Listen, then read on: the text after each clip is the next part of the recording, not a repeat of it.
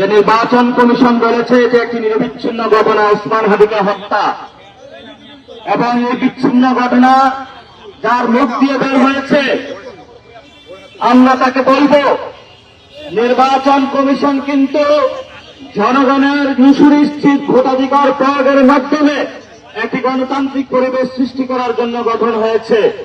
কিন্তু নির্বাচন কমিশন যখন জনগণ থেকে বিচ্ছিন্ন হয়ে যায়, তখন জনগণের উপর হত্যাকে তারা বিচ্ছিন্ন ঘটনা বলে আখ্যায়িত করে। এই জন্য নির্বাচন কমিশন প্রধানকে আমি বলব, জনগণের কাছে আসেন, আপনারা নিরাপত্তার চাপানোর কারণে আপনাদেরকে নিজেদেরকে অবজ্ঞা করেছেন।